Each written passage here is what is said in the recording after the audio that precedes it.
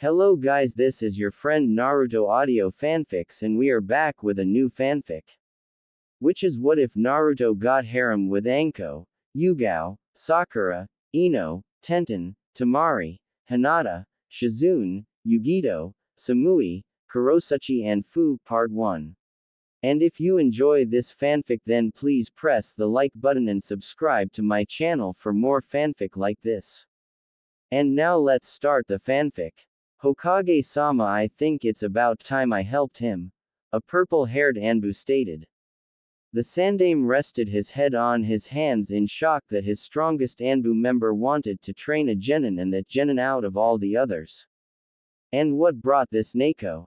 Hiruzen asked. Many reasons in fact. For one, I was one of the few who protected from the villagers and I've kinda grown attached. 2. I witnessed his so-called training method with his team and I feel like his talent is wasted on Hatake, since the Cyclops will only train the Uchiha because the idiotic council. And 3. The most important reason, we owe it to his parents and ever since he was born no one tried to help him. No offense Hokage-sama, but the people at the ramen stand did a better job taking care of him. I know you want to protect him but you are doing it the wrong way. Let me teach him his mother's technique, he can learn them without knowing whose they are and we can pay the debt towards Lord Fourth and Kushina. Neko offered. Hiruzen thought about this. It's true Naruto hasn't had a proper teacher or anyone to look after him, even if he had to admit with proper training, the young blonde would be a force to reckon with, and him being trained by an ANBU would help even the odds. This might be the only thing he could do for the boy. Neko, take off your mask. The ANBU nodded. She took off her cat mask to reveal a beautiful purple-haired woman with brown eyes. Uzuki Yugao, do you accept the S-rank mission to train Genin Uzumaki Naruto for the next year until the Chunin exams? Hi Hokage-sama. Yugao answered. And Yugao, don't speak a word of this to anyone, I'd rather have everyone who ever doubted the boy reap what they sowed, the Hokage chuckled. Hi, and Hokage-sama. Thank you. Yugao then shunshin away with a noticeable smile.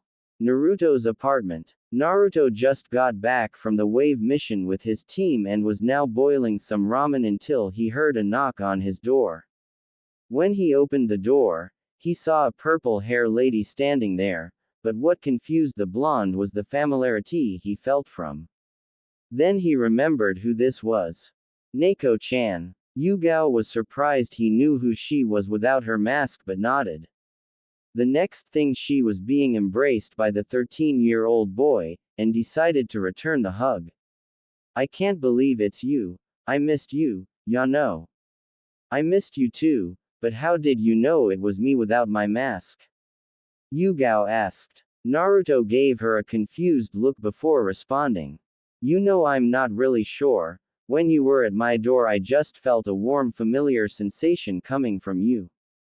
Yugao was shocked at this but she had to confirm it. Have you ever felt this sensation before? The ex-ANBU asked. Yeah actually. It's like I know how many people are near me, but don't know who they are unless I've met them before, the blonde responded. Naruto-kun, I believe you are a sensory-type ninja. A what? Naruto responded, giving Yugao the cute little boy look that made her squeal in her head kawaii. You can sense people's present as well as their emotions. Anyway, do you mind if I come in? Naruto nodded and led her to the living room and gave her some tea. So Naruto, the reason I'm here is because I was assigned to train you for the next 6 months till the Chunin exams. The Hokage and I agree that training on the same team as Hatake might be hindering but we can blame the council for that. What do you mean? They practically forced Kakashi-san to train the Uchiha against his will, so I'm going to train you. You will still do missions with them, but only D-rank missions. I don't want you tired when training with me, and as an award I'll talk to Hokage and ask him to tell you a secret. Cool, so am I going to learn some kick-ass jutsu and maybe get Sakura-chan to like me? Naruto asked in excitement. Naruto, calm down, Yugao giggled. I'm going to let you know about your training. We will first work on your physical abilities like weight, strength, speed, endurance, and your chakra control. Second will be perfecting your chakra control. After that I'll teach you kenjutsu. Yugao then pulled out some scrolls and tossed it towards Naruto. The blonde looked at the scrolls in confusion and turned his head towards his new sensei. What's kenjutsu and what are these scrolls for? Yugao wasn't surprised that he didn't know what he was considering all his instructors except Iruka was trying to sabotage him. Kenjutsu is the art of swordsman, in simple terms just like how ninjutsu, genjutsu, and taijutsu have different styles when it comes to certain people, so does kenjutsu. She then gave him a book. Why won't you look through this book and see what style interests you? Naruto took the book and started looking through it. After a few seconds he stopped on a page and his eye looked like it was hypnotized. He then looked up at Yugao with a huge smile. How about Kodachi style? That's an interesting choice. It focuses on speed and hand-eye coordination, plus you can dual wield two at a time, without worrying about losing speed. That style will definitely help you if you have wind or lightning affinity. Yugao pulled out some paper from her pocket and handed it to Naruto. Pump some chakra into this and we can find out what your affinity is. Naruto nodded and did as he was told and pumped some chakra in the sheet of paper. He was surprised when the paper split in half. Yugao was about to speak but stopped when something unexpected happened. One side of the paper was soaked. The ex-ANBU was quiet for a while then snapped out of her thoughts when Naruto spoke. Did I do it right? The blonde asked. Yes Naruto, I was just caught off guard.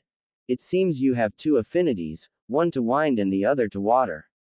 Mastering one affinity is hard enough but two.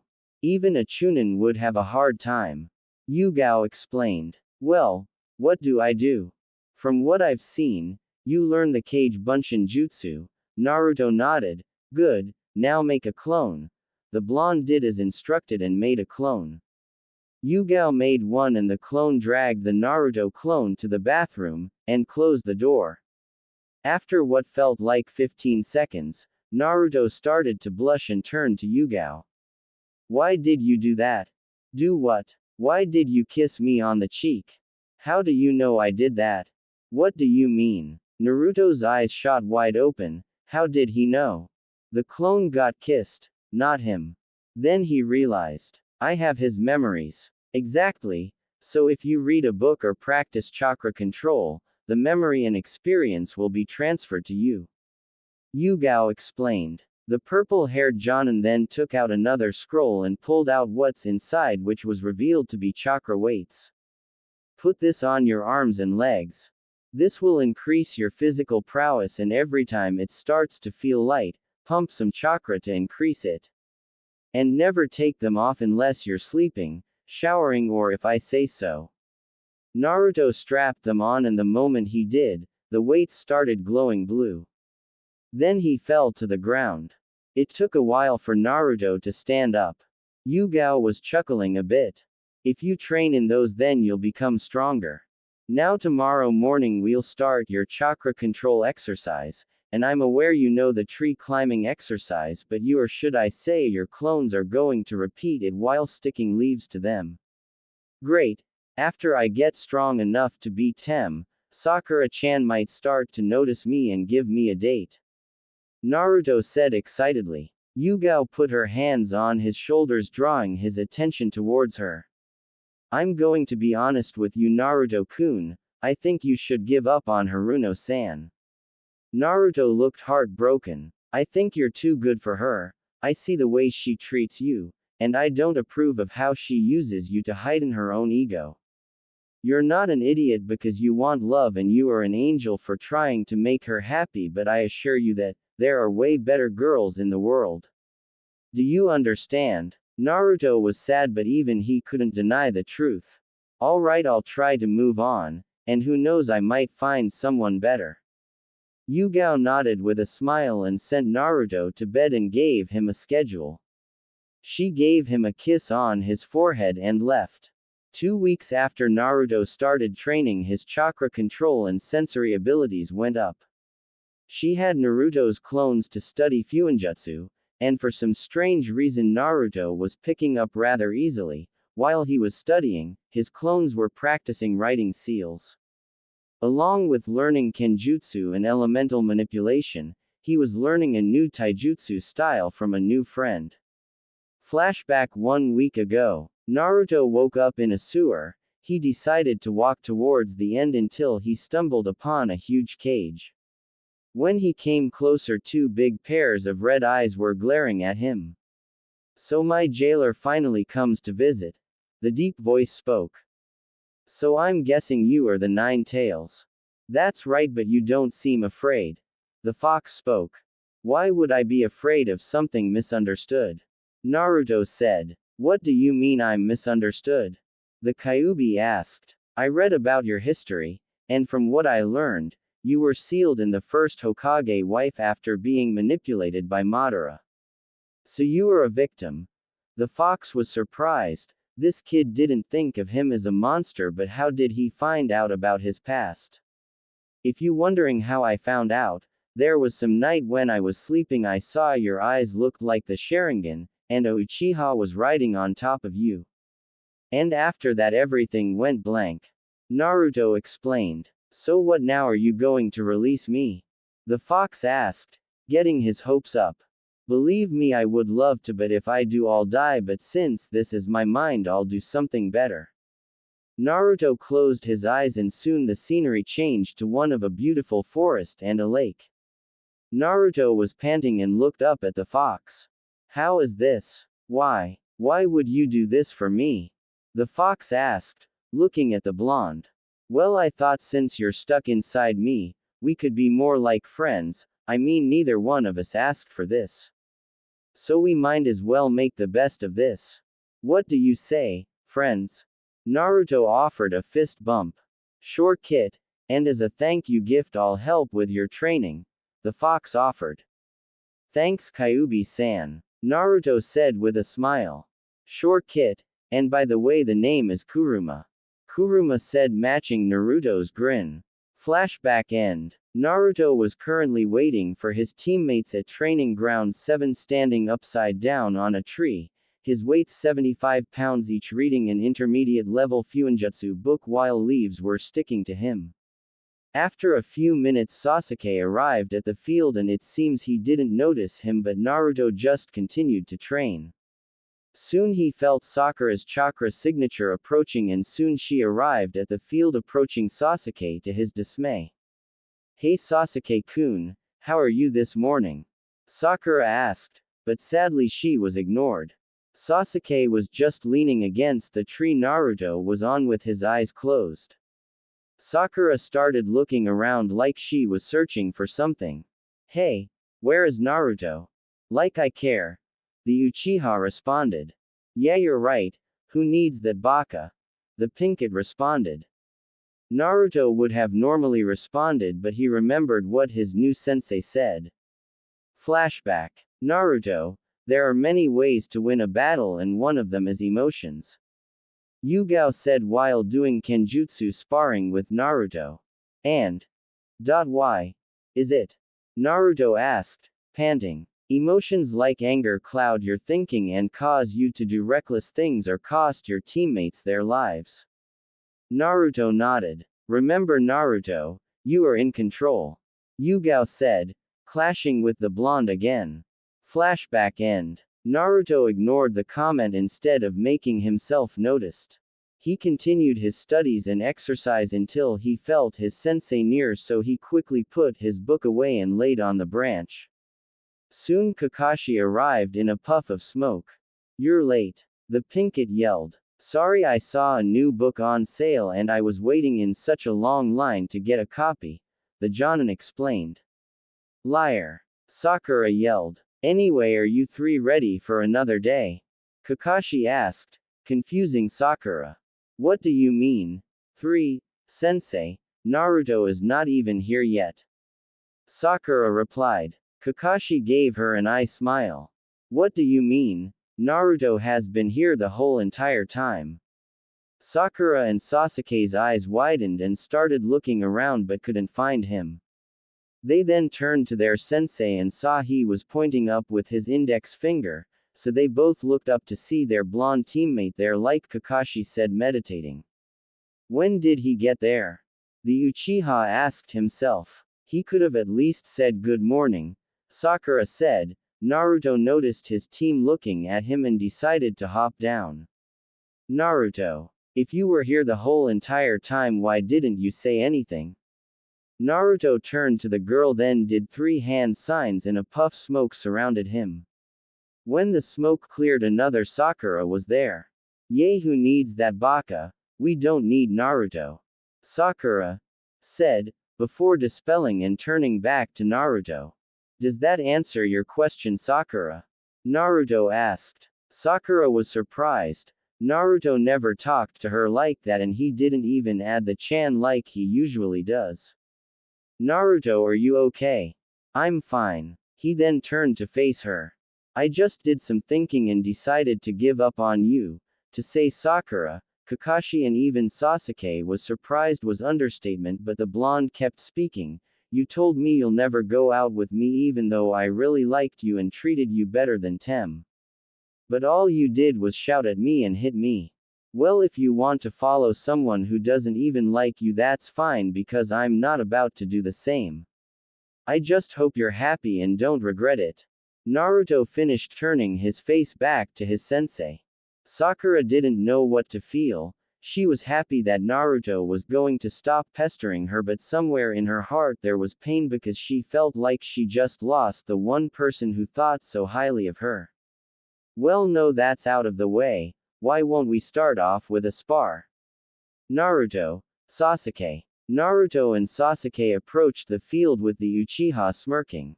Ready to lose, Dobi? Sasuke taunted. Naruto didn't respond and kept his gaze on Sasuke, ready for the signal to start. Kakashi was surprised by the change of his student but initiated the battle. Hajime. Naruto charged at Sasuke with speed, surprising his teammates, but Sasuke smirked. The Dobi thinks he is better than me, I'll put him in his place. When Naruto got in his range, Sasuke cocked back his fist, getting ready to deliver a blow to the blonde Jinchuriki. Fortunately for Naruto, no one noticed his smirk. Flashback. Naruto and Yugao were at Ichiraku with Jonin explaining something to the blonde. Naruto-kun, do you know what strength and weakness are? The blonde nodded. Do you know what your strengths and weaknesses are? Naruto shook his head sideways. Your weakness is your chakra control, but that is because your chakra level is a size of cage, so controlling that much will take time. And we cannot forget your endless stamina. Note to self, keep that info from Anko, because of your stamina you can wear out an opponent and strike him down easier. All you have to do is. Flashback end. Sasuke threw a fist at Naruto, but then the blonde surprised him when he jumped over the Uchiha, getting behind him and swept kicking. Before the Uchiha could get up, Naruto pulled out a kunai and pointed at Sasuke's neck. Give up. Sasuke gritted his teeth and smacked Naruto's hand and rushed him, unleashing a barrage of attacks. Meanwhile, Naruto kept parrying his attacks while moving backwards. Kakashi was amazed that Sasuke couldn't land a hit on the blonde, but no one was more shocked than Sakura. Kakashi-sensei, why can't Sasuke-kun land a hit on Naruto? The pink kid asked. Kakashi ignored his female student and tried to figure out why Naruto didn't bother to attack. Sasuke was seething. As he was attacking, he noticed Naruto was getting faster, so to even the playing field he decided to activate his Sharingan. The moment he did, Naruto smirked, which didn't go unnoticed from Kakashi. What is Naruto planning? From what I'm witnessing, it seems like he wanted Sasuke to activate his Sharingan, but why? Kakashi pondered. I see your little trick. You're using chakra to increase your speed to make you seem untouchable. Well, whatever you can do, I can do better. Sasuke taunted. Sakura was starstruck at Sasuke's so-called coolness. Sasuke-kun is so cool, he saw right through Naruto's trick and now he's going to win, Sakura squealed. Naruto just smiled and added more chakra to his step to increase speed, while Sasuke did the same, still trying to land a blow on him, but his attacks were still being blocked and avoided. Why would Naruto use more chakra to increase his speed? It's not like he could hide now from Sasuke now that his Sharingan is active. If this continues, Kakashi's eye widened when he realized what Naruto was planning. If I'm right about what he's doing, then this fight is over. A few minutes later, after Sasuke activated his Sharingan, he was panting while gasping for air. Naruto was waiting for this. He charged Sasuke and went for an uppercut, and being too tired to dodge, Sasuke took it head-on, was sent in the air. Naruto then leapt in the air and kicked Sasuke in the stomach, sending him to the ground unable to move. Kakashi walked in between the boys, analyzing both of them before raising a hand towards Naruto. Winner is Naruto. Sakura's mouth was wide open. Naruto beat Sasuke in 2 hits, while Sasuke couldn't even land a hit. Naruto won, but how? Sasuke is an Uchiha and had his Sharingan. I don't understand. Sakura said out loud. And that's why he lost, Kakashi said, walking back towards the girl with Naruto at his side. What do you mean? When Naruto first charged Sasuke and dodged his attack, then delivered that low sweep and had him pinned. He knew Sasuke would try to strike back, and just like that he started leading Sasuke on. He added little chakra to his feet to dodge all Sasuke's attacks, waiting for him to use his Sharingan, and the moment he did, Sasuke he started to copy Naruto, and by doing that Naruto's victory was secured. I still don't understand. Sakura responded. It's simple, Sakura. Sasuke lost because of his stamina and chakra exhaustion. I'm sure you're aware of this. Naruto most likely has more chakra than me, you and Sasuke combined. So even though he started to use chakra to speed up first, he was barely making a dent in his reserves. And even though Sasuke wasn't using chakra, he was getting physically exhausted chasing after Naruto, and after he figured out Naruto's trick and started to mimic him, Naruto added more chakra to his steps and Sasuke did the same. Unknowingly to Sasuke, he was running out of chakra faster than Naruto was using his Sharingan at the same time. So basically Naruto uses Sasuke's own Sharingan against him. Kakashi explained. So Naruto only won because he tricked Sasuke-kun. If it was a test of skill, there would be no way Naruto could. Not true, Sakura, the blonde spoke. If I went on the attack in the beginning, I probably would have won sooner. With my stamina and chakra level, one wouldn't have given Sasuke no room to do anything. Naruto finished. But Sasuke-kun has Sharingan. Sakura replied. And I still beat him. So face it, Sakura, no one is invincible. Now, calm down, Naruto, good job on winning your spar, and utilizing your strengths to your advantage. Let's head to the Hokage Tower, grab a D-rank mission, then take a break after Sasuke is done resting. Kakashi said. No, the 3 turned to see Sasuke get up. I want a rematch with the Dobi. I will not accept the fact he won that fight using a trick. Sasuke sneered. But we're shinobis, tricks is what we do. Naruto said, walking towards the Hokage office. Sasuke was about to retaliate, but Kakashi put his hand on Sasuke's shoulders, shaking his head, and they proceeded to the tower. Naruto, next time we fight I'm going to put you in your place, the Uchiha snarled to himself. Later that afternoon, after completing a couple D-rank missions, Kakashi gave everyone a break. Sasuke decided to go train some more, while Kakashi disappeared in a puff of smoke, leaving Naruto and Sakura alone. Naruto was about to follow suit and leave, but he was stopped when he felt a hand grab his wrist. He turned to see Sakura looking at the ground nervously. Naruto, do you want to go to Ichiraku's with me? Naruto's eyes widened and he had nothing to say, which made Sakura scared. I understand if you don't want to. And no, it's fine, sure I'll love to. Naruto answered with a smile, which Sakura returned in full. When they both approached the ramen stand, Naruto and Sakura are greeted with a hello by Tuki and a hug by Ayame. Naruto then ordered 2 bowls of beef ramen, and Sakura was about to order vegetarian until Naruto convinced her to eat something more calories, which caused the pinkett to complain until the blonde with the help of Ayame explained if she didn't she will grow up being as flat as a board since she will have nothing to burn when she's active on a mission or training. The results were uncanny when Sakura ordered 3 bowls of ramen being pork, beef and 1 veg. After eating, Sakura decided to speak. Naruto, I'd like to apologize. Naruto kirked an eyebrow and stared at the girl. I thought about what you said, and I really want to apologize. Why? Just so I can become her fanboy again.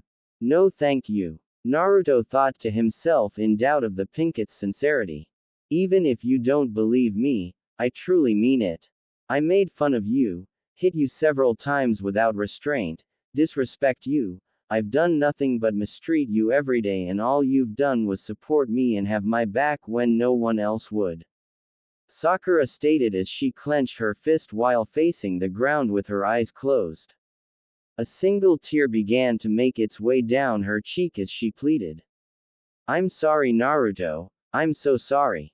You're the best friend, no, the best person that I have in my life, and I've been taking that for granted. Naruto was shocked at the apology. You think of me as a best friend? The blonde asked. Sakura's eyes shot up and met Naruto's, her eyes filled with tears and pain. Yes, Naruto, I didn't before. I took you for granted and I didn't appreciate it.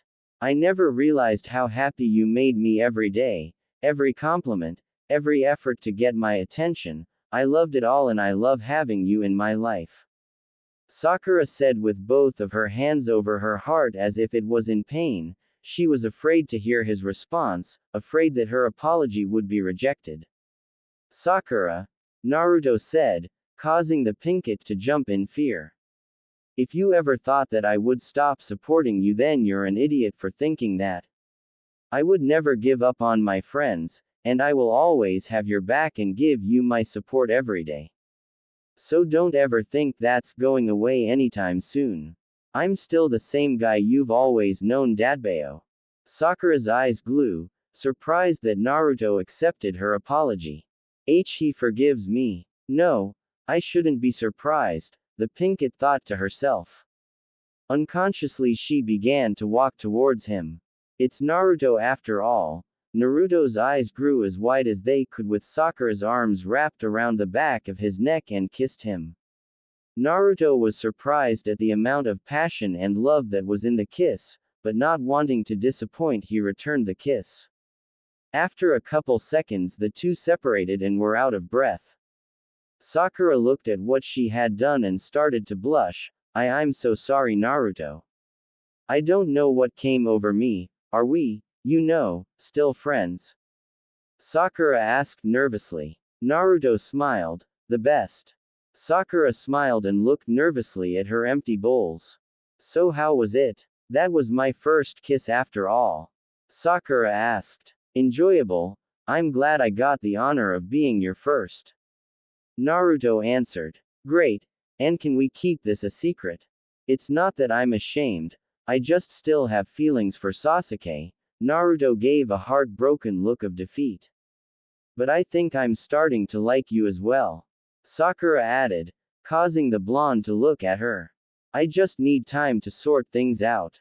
Don't worry, Sakura-chan. No matter who you choose, I will support you and we will be best friends till the end. Sakura gave the boy a loving smile, and after they were done eating, Naruto walked the girl home and decided to head home to train. Nice going, Kit. You snagged the pink one, but she's just the beginning. But enough about that. Can you sense that? Naruto stopped and concentrated to figure out what Kuruma was referring to. Then he turned to the direction of an eating district. It feels like sadness, and loneliness. But it feels like the type of loneliness that I felt before we became friends, and I joined Team 7. Whoever it belongs to doesn't deserve this loneliness. Kit, you should try to feel the other emotions around the person. Naruto closed his eyes for a moment before reopening it. Is that pheromones? Lust, and it's coming from more than one person. I think I know who the loneliness belongs to. I heard of a kunoichi who was betrayed and treated wrong from Gigi, so I decided to look for her so I can make a friend, but I could never find her. Naruto proceeded towards where the emotion was, and noticed it was coming from a dango shop. When he went in, he saw a woman with purple hair in a fan-like ponytail, wearing a orange skirt, with a fishnet shirt and legging to match, with armor on them. But what caught his attention was her eyes. She was alone, and wearing a mask like he does. And to make matters worse, the lust he was sensing was coming off two male chunins. If I didn't know better, it would seem they're trying to get their dick wet and she's not willing. Scum like this gives men like us a bad name. I'm ending this. I'm with you, Kit. Let's go. Naruto approached the three without them noticing. But what he heard next pissed him off even more. Come on, don't be like this. We just all want a good time. One of the chunin said. I said beat. Before you end up in the hospital, with unrecoverable injuries, the women threaten. Who's going to make us, you lucky to even be wanted, considering who you are, snake whore? The second chunin retorted, making the kunoichi flinch. One of the chunin reaches for her wrist, but to his and the other one's surprise, someone grabbed his wrist and gripped it tight, causing the chunin to grunt and turn to the owner of the hand. Who they saw surprised for a while, but it soon turned to irritation. What do you want? Demon brat, you have no business here. Actually, that's where you are wrong. As a Konoha shinobi, it's our duty to protect each other, not harass others. Now would you be so kind and leave this beautiful woman alone? Naruto asked calmly, with cold eyes.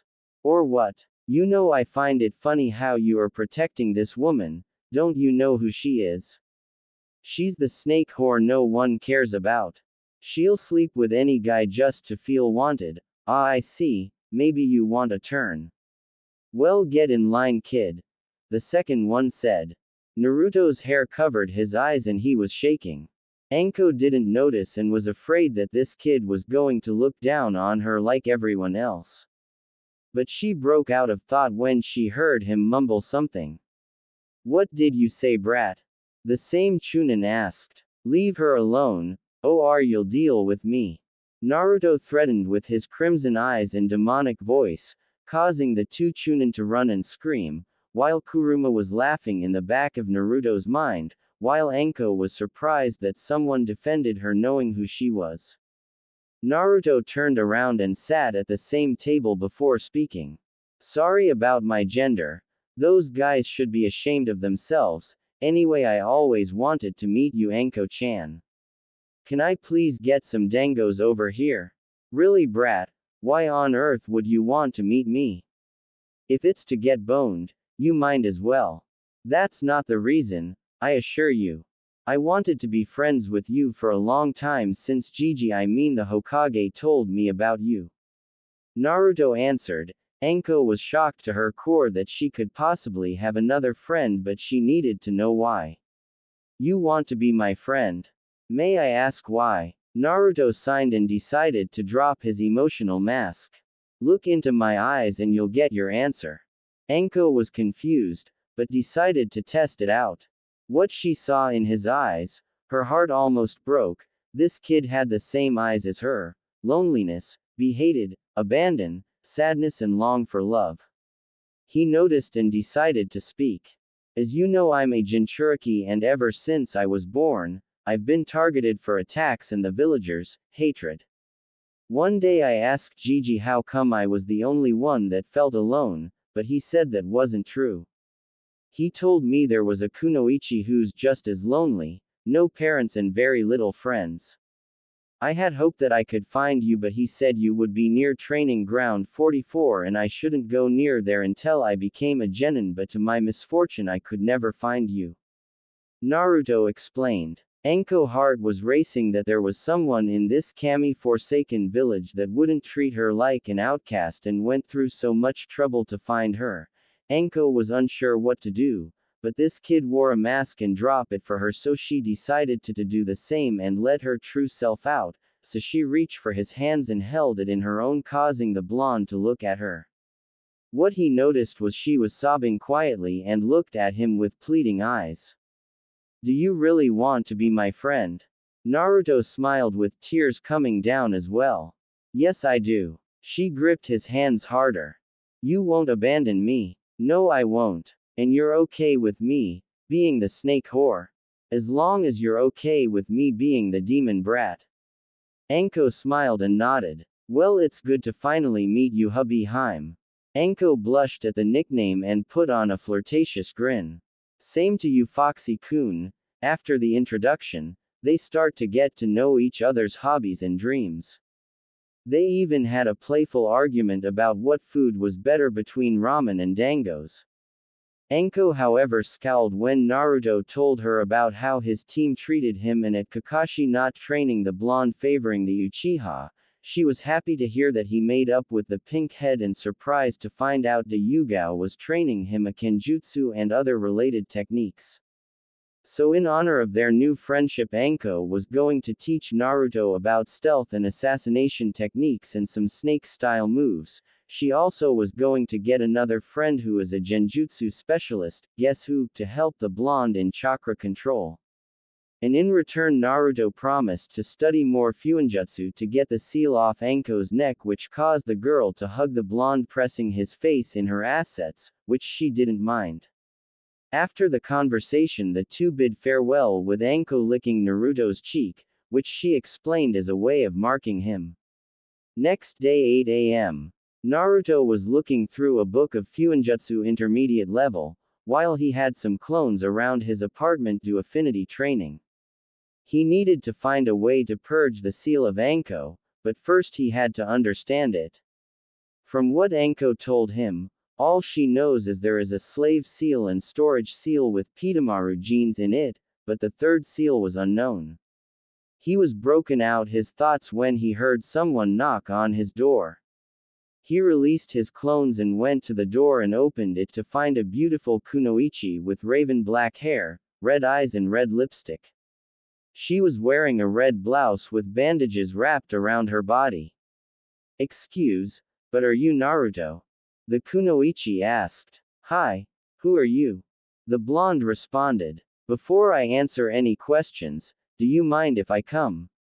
The kunoichi asked. Ah, my apologies, to leave a beautiful lady outside like this is disrespectful, please make yourself at home. The kunoichi blushed and walked in. When she stepped in she noticed the apartment was a lot cleaner than she thought. And on his porch he had a mini garden, not a hobby most guys would bother with. She then looked at his dining table and noticed books about fuinjutsu, taijutsu, kenjutsu, and chakra affinity. She broke out of thought when she heard his voice. Do you want some tea? The blonde asked. Sure, thank you. He then brought a cup to her and sat down at the table with her. She then decided to introduce herself. First off, I should probably introduce myself. My name is Kurenai Yuhi, you probably know me as the leader of Team 8. Hinata-chan sensei, what can I do for you? Well, first, I like to thank you. You probably are unaware, but Anko is my best friend and like a sister to me. When I met up with her yesterday night, she told me about what event went on at the dango shop, and she wouldn't stop talking about her new friend. As you know, she didn't really have any friends growing up and you made her so happy, it brought joy to my heart. So thank you, Naruto-kun. Surprising the blonde, she reached up and cupped his cheek, kissing it slightly, causing him to blush, and rub the back of his head. Kurenai smirked. He has a big heart and is very innocent. If he was older, I would probably keep him for myself, not that age matters in the world of shinobi, the Jonin thought, and the second reason I'm here is because I was told you might need help with chakra control and genjutsu. I already know Anko-chan and Yugao-san is training you as well, but that doesn't mean I'll go easy on you. Naruto eyes widen and smile. Thank you Kurenai-sensei, I won't let you down. Kurenai smiled. Kurenai-chan is fine Naruto-kun. Hokage office. Jiraiya, did you find her? The old man asked his former student. Yes I did, but are you sure she'll come back because the Gaki is alive? He questioned. I'm positive, I have reason to believe that someone told her Naruto-kun perished alongside his parents. When I last messaged her, she wrote back saying she would have stayed if Minato Kushina or their son survived. Jiraiya was shocked at this. Which means she was fed false information, I'll see if I can convince. Jiraiya was cut off. No, you will tell her I order her to come back. Naruto needs her and she needs him. They both suffer from the loss of family. I've been lenient with her, but it's about time Tsunade and you too Jiraiya train the boy, like godparents should. Here's an ordered with Ki feeling the air. Jiraiya nodded and disappeared. Yugao. The purple head Jonin appeared from thin air. Bring me Might Guy. In the last few months Naruto's skills improved at a fast pace, thanks to his new senseis. He learned the basics of kenjutsu and was learning his mother's whirlpool style, even though the blonde was unaware of this. Naruto switched from kodachi to a longsword, since the whirlpool style required it, and the blonde also explained that the kodachi didn't feel right to him. While they were training, he was introduced to Tenten, who stumbled upon them and was drawn to the two sword users immediately. Naruto soon bonded with the girl since he discovered they were both orphans. Yugao decided to train her a bit as well since it would be beneficial to Naruto if he sparred with someone his own age and plus she grew fond of Tenten. Anko was using the weights Naruto was wearing to her advantage. She brought Naruto to the Forest of Death, and to her surprise Naruto thought it was awesome, showing no fear, but that soon changed when Anko and Naruto dodged kunais and shurikens all day. After training Anko and Naruto would go out to Ichiraku's or the dango shop to eat and hang out, which again, Anko took advantage of. She would tease Naruto most of the time and it made her feel attractive whenever he would blush around her. It wasn't hard to say Anko developed a crush for the blonde and very attached. Kurenai made Naruto perform the tree walking and water walking exercise while using clones and sticking leaves to them. She was impressed by Naruto's development which confused her. From what Kiba told her, Naruto was the dead last of the class, but she was seen telling her otherwise. When she confronted the blonde about it, she was livid to find out that most of the teachers sabotaged his learning and didn't help that no one taught him basic taijutsu. But admiration grew for Naruto when she learned he wanted to be Hokage regardless of how the village sees him. Might Guy is probably the toughest one of them all, especially since shadow clones would do any good. He did 10 laps around the village, following up with 500 push-ups, sit-ups, and crunches. And after he would spar with either him or his mini-clone Rock Lee. Naruto knew after facing the genin that if they ever fought he would be a threat. But what scared him the most was the performance of the horrible genjutsu the two green beasts were able to perform. Kuruma was probably one of the biggest help, with his knowledge on jutsu and fox style helped with Naruto's stamina. The Kyuubi was also training him on using his chakra by feeding it to him getting used to it. Kuruma also messed with Naruto genetics by unlocking his Senju bloodline giving him earth affinity and he developed a fire affinity because of the Kyuubi chakra. But Naruto also learned that the fox was a pervert always trying to get him laid. His excuse was that Naruto was the first male jailer he had, and he deserved to have all the vixens to himself. Naruto was about to dismiss the idea until Kuruma informed him that most of the girls around him were slowly becoming attracted to him and he would hurt their feelings, playing into the blonde weakness. At the moment, Naruto along with the rest of the team was at the Hokage office receiving their next mission. I'm glad your team can make Kakashi. Now that you're here, I have a special mission. AB rank mission. There's a bandit camp located outside the village. I need you to eliminate them. I have sources that say they are selling Konoha weaponry, Sarutobi said. Sakura was nervous when she heard the word eliminate, and Naruto noticed. Excuse me Gigi, but when you say, eliminate, do you mean? Sarutobi nodded, causing Naruto to sign. I see. Naruto gave Sakura a side glance which went unnoticed by everyone but the Hokage. Don't worry, we'll get it done. Now come along my cute little genin. Kakashi. Soon the three followed their sensei trapped in their own thoughts. Finally I can finally test my skills, and soon I will be one step closer to killing him. Sasuke thought with a smirk. Do I really have to kill some? I mean I know we're ninjas and all but. Sakura thought to herself. Naruto was behind the group, watching from behind. When they made it outside, Kakashi instructed them to pack for a 3-day trip. When Naruto arrived at his apartment, Yugao was there smiling holding a katana with a red hilt. I think you're ready for this, she said, holding out the sword. Naruto slowly took in his hand, unsheathing it halfway. It felt so familiar to him but didn't know why. It's called a Kai Arashi, Red Storm, or Arashi for short. It belongs to your mother. Naruto's face shot up so fast with mixed emotions, Yugao noticed and decided to clarify some things. Yes, I knew your mother, she was the one who trained me. But under orders from her very last breath, I was told not to inform you until you at least Chunin level. She had multiple enemies and yes I knew your father, but we can't inform you until you are a Jonin level. Understand? I understand, and thanks for training me.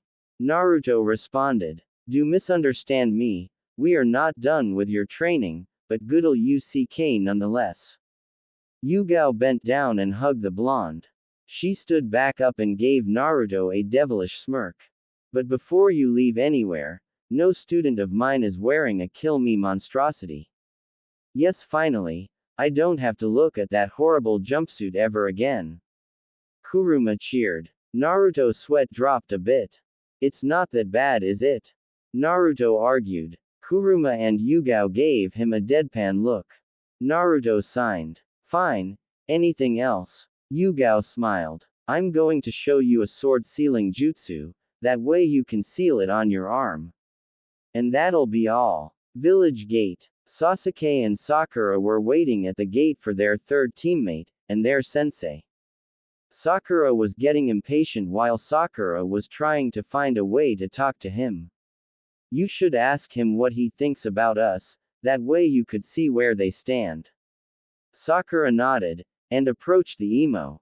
Sasuke-kun. Sasuke didn't even spare a glance, but she continued.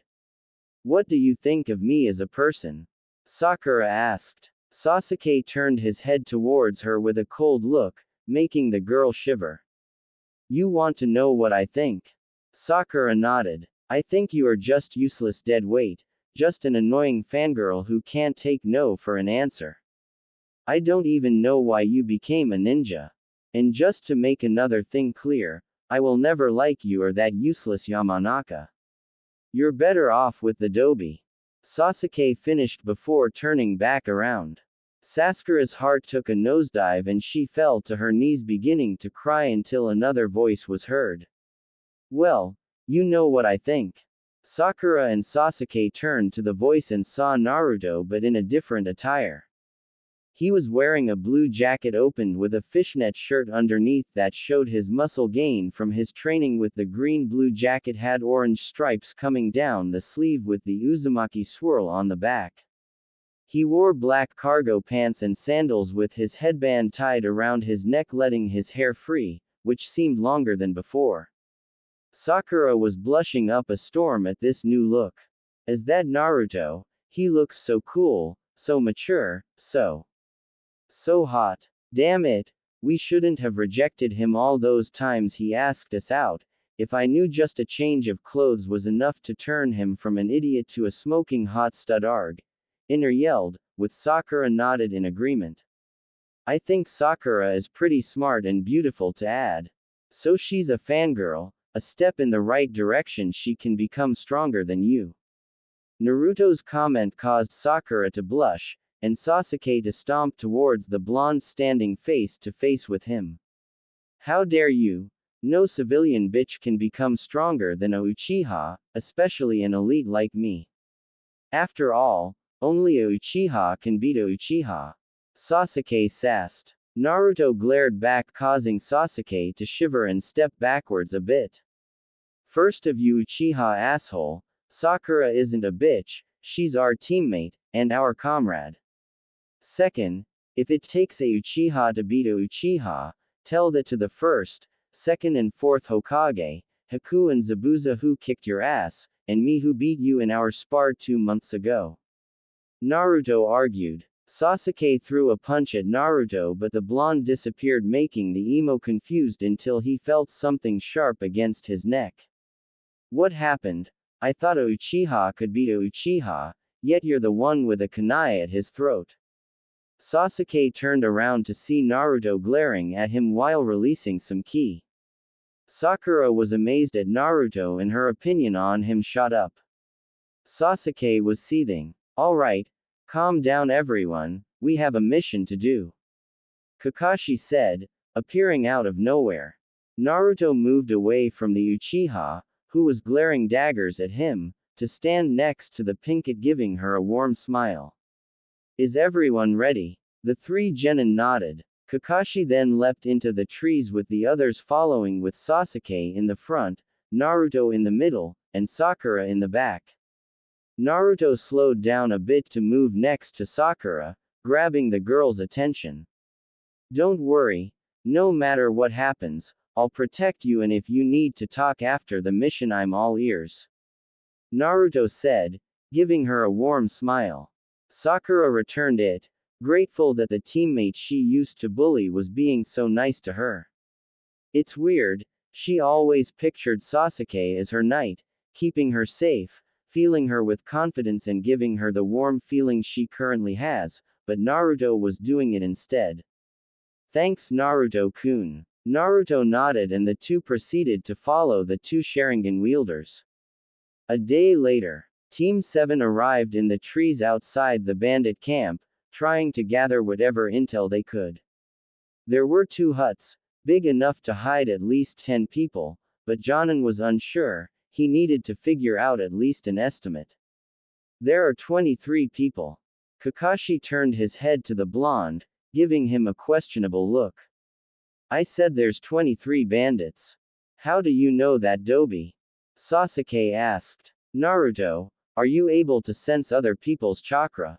Kakashi questioned. Naruto nodded. But it's strange. What is Naruto-kun? Sakura asked. Well, from my understanding, normal bandits have chakra levels of an academy student, correct? Kakashi nodded. Then we have a problem. There are 2 chakra signatures between yours and the Tem. I think there are 2 Chunins here. Naruto added. Kakashi narrowed his eyes. Where are they? Kakashi asked. There is 1 in each tent. If you don't mind, may I recommend something? Kakashi nodded, giving the okay. Now that we know there are at least 2 ninja, I think we should capture 1 for interrogation. Good idea Naruto, I'm proud of you. Now I think we should split up. You 3 go to the left hut, I'll capture the one on the right, so don't hold anything back. Kakashi instructed. I don't plain, time to show these guys why you shouldn't mess with the elite. Sasuke said with an arrogant smirk. Naruto just shook his head in disgust, while Sakura found his attitude disapproving, so Naruto, being the smarter one of the two, decided to voice his opinion. Fine, you can have the shinobi, but let me at least make some shadow clones to take out the bandits. Naruto offered. Sasuke scoffed at the offer. Who do you think I am? A Uchiha doesn't need help from two nobodies. But he didn't get to finish because Naruto grabbed him by his collar, bringing the Uchiha to eye level. Sakura was nervous. She wanted to defend her crush, but she didn't want to ruin her new relationship with Naruto. Listen here, Tem, we're on a mission for the village, and I will not have us fail this mission because of your reckless ego. To you it might just be a way to test your imagination strength, but you will not put me and Sakura-chan lives at risk. Naruto spatted, causing Sasuke to hiss and Sakura to blush. He then threw Sasuke to the ground and made 11 clones. Listen, I want you to quietly take out anyone with lower chakra reserves than Sakura, and do it quietly. The clones nod and disappear. Sasuke was seething with anger and walked up to the blonde. How dare you treat me like that? I'm an elite and you should bow to me. I wanted to fight them to test my skills and I will not let you get in the way of my ambitions. Sasuke practically yelled. Naruto glared at the emo, ready to knock him out until he started throwing up.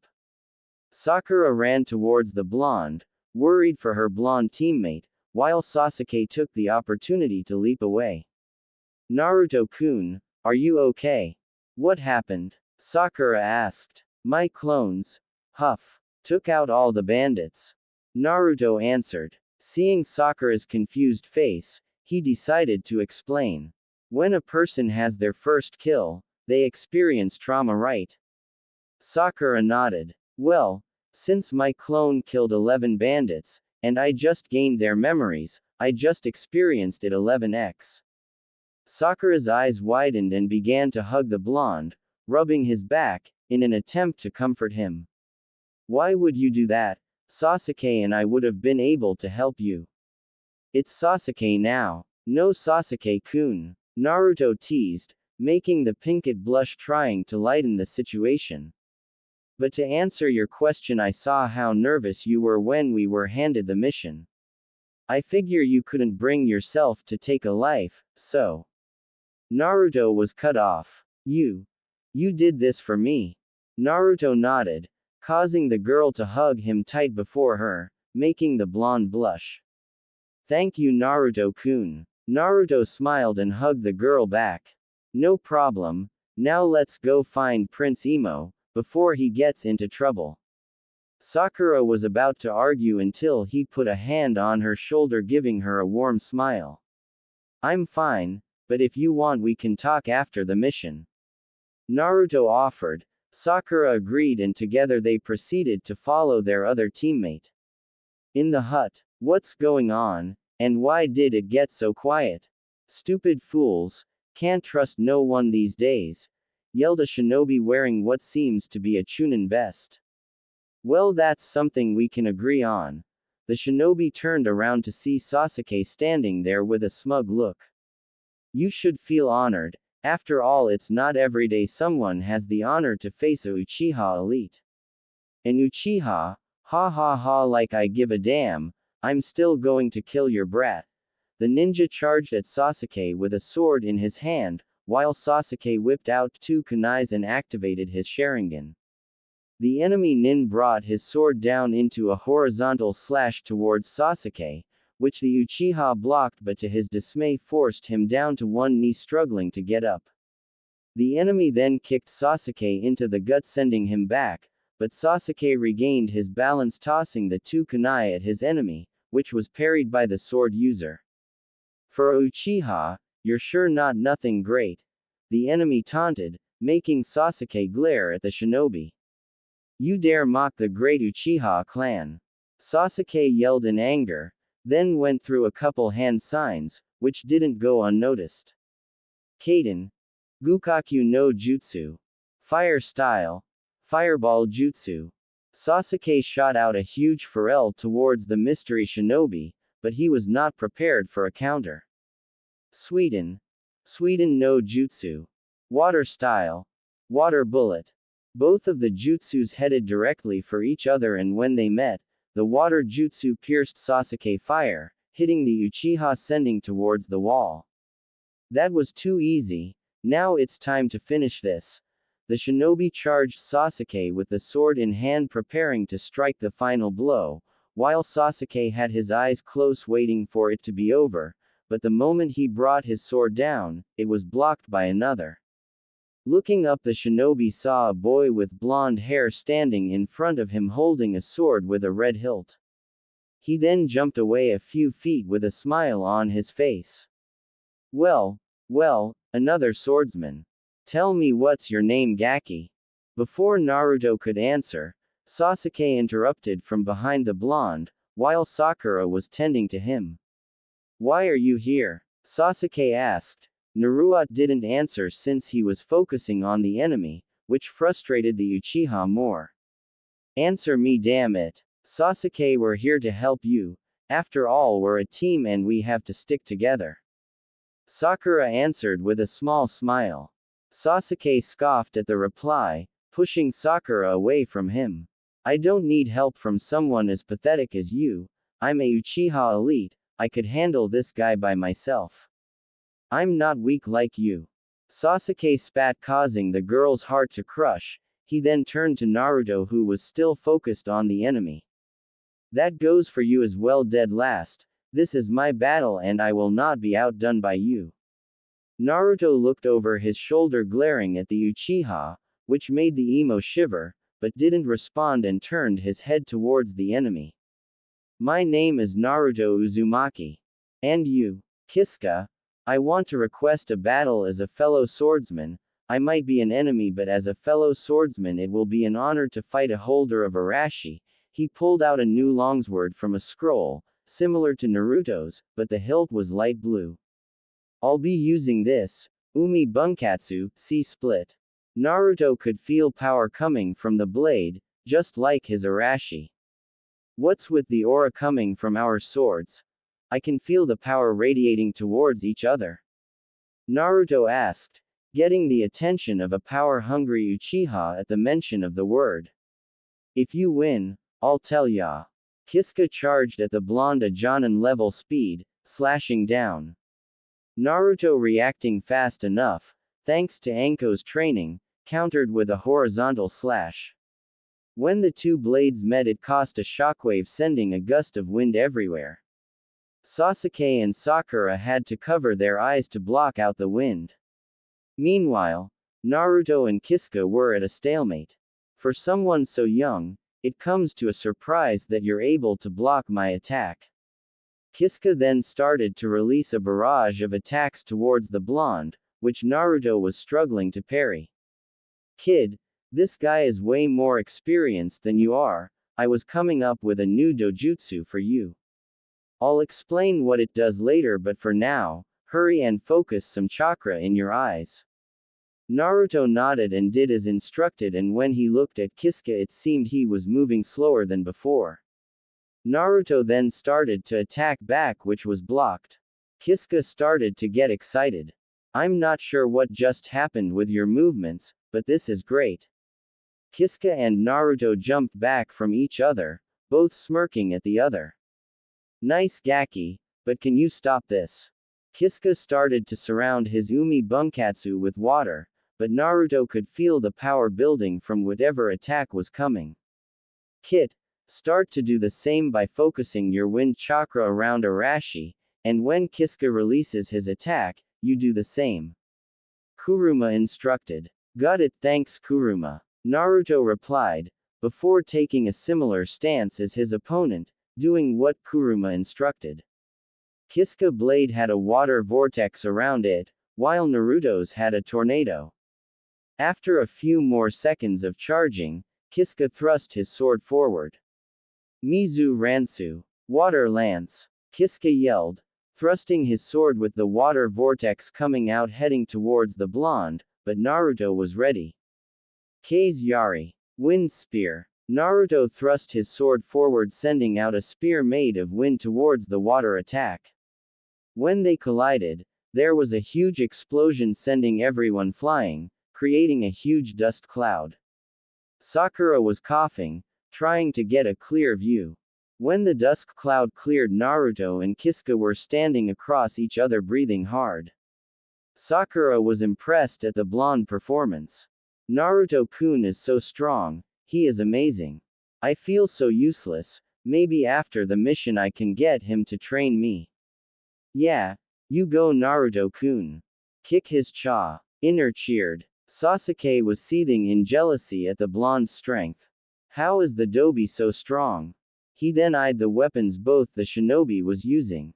That's it. The swords, I'll get the dobi to hand over the sword. After all, I'm an Uchiha and I deserve it more than that clanless nobody. He can't defy me. Sasuke thought with a greedy smirk, getting up and walking towards the battlefield. Sasuke, where are you going? We shouldn't. Sakura tried to say, but was cut off. Shut it, bitch. I will not be upstaged by a loser. Sasuke yelled, making the Pinkett flinch, causing the attention to turn to him. Naruto was disappointed, while Kisuke was slowly hating the Uchiha. Sasuke approached Naruto holding out his hand, which caused both the swordsmen to give him a confusing look. Dobi, I demand you hand over that sword. You don't deserve it and I'm pretty sure it would be better in my hands. After all, I'm an elite and need that power. Before Naruto could respond, Kisuke charged towards the Uchiha, kicking him in the chest and sending him towards the wall. Sasuke slowly looked up, gritting his teeth, to see Kisuke standing in front of him. Kid, I never seen someone so arrogant. I might be a bad guy, but you're just scum. So I'm going to do the world a favor and rid the world of you. Naruto started to run towards his teammate, with Sakura in tow. Kisuke brought his sword down towards Sasuke, preparing to finish him off. Sasuke was terrified, then he looked towards his right and smirked, which Naruto noticed. He followed his gaze and saw he was looking at Sakura, but the Uchiha smirk made him feel uneasy. Kit. The Uchiha is planning to kawaii me with the girl. I'm going to send some chakra through your feet. Naruto was alarmed and dashed forward with the help of Kurama chakra, increasing his speed. Sakura was running towards her former crush, preparing some kunai to defend, when she felt a pull in her stomach. All of a sudden she was in front of Kisuke, which the swordsman didn't notice until the last moment. Sakura closed her eyes, life flashing before eyes, and the last thing she saw was Naruto giving her his signature grin with his blue beautiful eyes gazing at her. After a while, when nothing happened, she slowly opened her eyes to see Naruto standing in front of her, arms spread protecting her. Kisuke and Sakura were surprised at the speed Naruto used to get there, but soon snapped out of thought, with the former leaping back and turning his gaze towards the emo. What kind of sick bastard switches places with his teammate? Kisuke yelled. Naruto fell backwards, grasping his chest while in Sakura's arms, the Pinkett crying. She is expendable. She should feel honored to sacrifice her life for the ass of the great Uchiha clan. At least she was useful. Sakura, Naruto, and even Kisuke were shocked by the Uchiha words. Sakura slowly took off Naruto's jacket and turned it into a pillow and laid the blonde on it. She then got up and approached Sasuke with her head down, making Sasuke raise an eyebrow. What do you? But he didn't get to finish because Sakura threw a punch at his face, sending him flying with a chakra-enhanced punch. I'm not expendable and I would rather die than help you. Sakura yelled, causing Kisuke to whistle at the girl. Sasuke slammed into the ground and was now unconscious. Stupid prick. Because of him, Naruto's hurt. Inner said. Sakura was angry at the unconscious emo, but was touched by the blonde for risking his life. She suddenly remembered the situation and turned to the swordsman with a kunai in her hand. Kisuke chuckled. Don't worry. I want to fight Naruto fair and square. I won't strike him while he's down, so I'll give him a couple minutes. Nice punch, by the way. Kisuke complimented. Sakura nodded. You're from Kiri, aren't you? Sakura asked. How did you know? Well, I saw your water attack, and you're a swordsman, so it kinda adds up. Sakura answered. Kisuga nodded. Then he and Sakura heard Naruto grunting and stood back up. But what shocked them was the scar on his chest was healed. Naruto-kun. I'm fine and nice punch. Naruto commented, making the girl blush. He then turned to Kisuga. I'm ready to finish. Fine, but after your teammate little stunt, let's end this with one attack, all or nothing. Naruto nodded and both sheathed their sword in a battle stance, pressure feeling the air. And for a brief moment they both disappeared and reappeared on the opposite side from their original spots. Naruto stabbed his sword into the ground using it as a crutch, but Kisuga fell to the ground with a cut to his chest, smiling. Looks like you win. Come here, Gaki. Naruto limped towards the falling warrior slowly because of exhaustion. Sakura, seeing this, put his arm around her shoulder. Grab my sword and cut your finger. Naruto was hesitant for a moment but did as he was instructed. The sword absorbed the blood and began to glow and stopped after a few seconds. Since this is my last breath, I'm giving you the sword. By marking it with your blood, it will only allow you to wield it. Thanks for the battle, by the way.